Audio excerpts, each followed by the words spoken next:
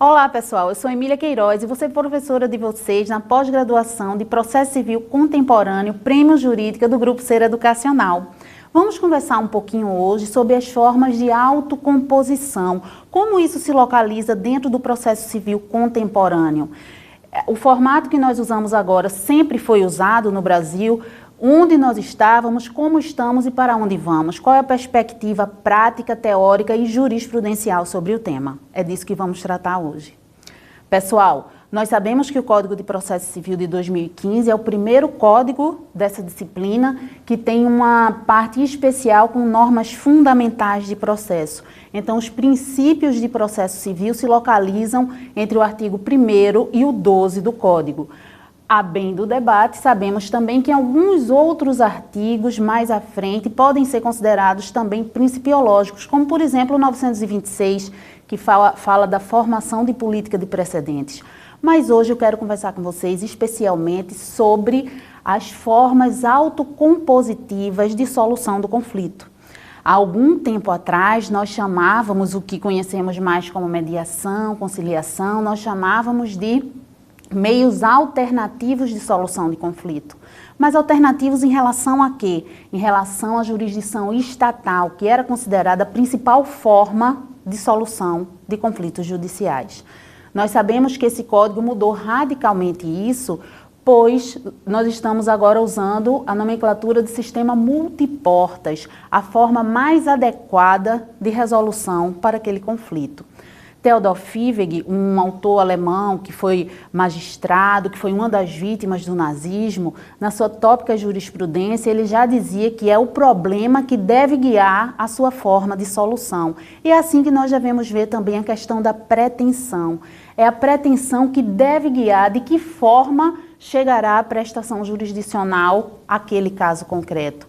Então, se eu tenho, por exemplo, problemas familiares, conflitos societários, de vizinhança, conflitos que advenham de uma relação prévia que provavelmente que vai continuar existindo aquela relação, nós sabemos que o meio cabível mais adequado seria uma mediação, não é? Se ao contrário eu tenho conflitos que surgiram de relações mais fortuitas, uma batida de automóvel, a necessidade de uma indenização que não precise se trabalhar e se curar aquela relação, ele pode ser sujeito também a uma conciliação.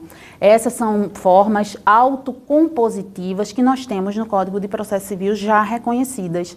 Por que autocompositivas? Autocompositiva no sentido de que as partes estão formulando aquela decisão, que deverá ser homologada em juízo. Ah, professora, e a arbitragem? Não.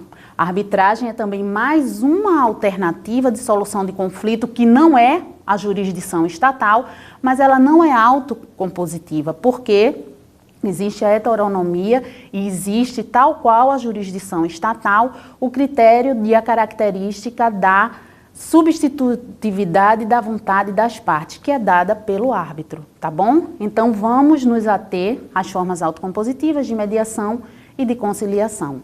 Sabemos que no rito comum surgiu o artigo 334, que prevê a realização de uma audiência antes da instrução para que se tente exatamente essa mediação ou conciliação.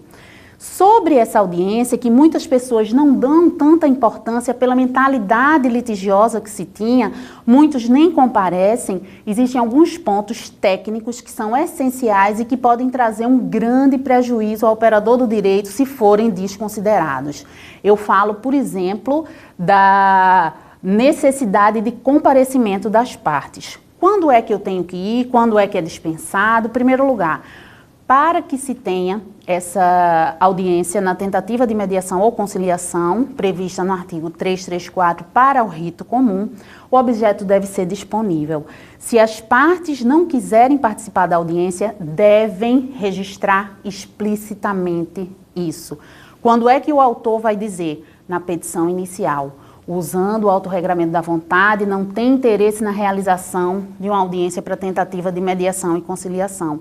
Mas isso não libera ele do comparecimento. Por quê?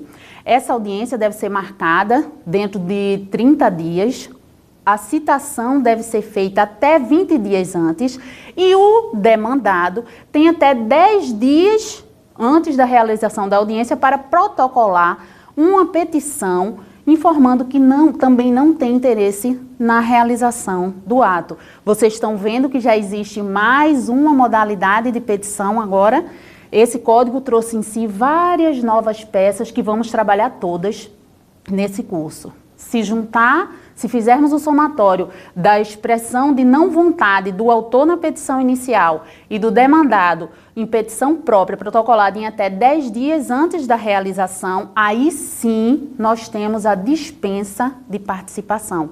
Lembrem que ambos devem expressar essa não vontade e dentro do prazo e da formalidade. Lembrando também que estamos falando do rito comum, tá bom? Porque o rito das ações de família, por exemplo, já transcorre através de um outro protocolo.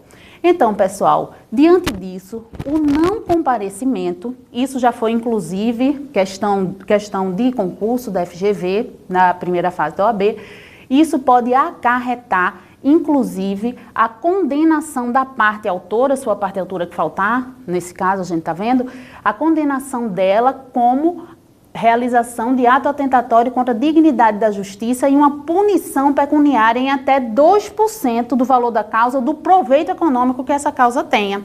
Diante disso, nós estamos vendo o grande impacto negativo que isso pode trazer.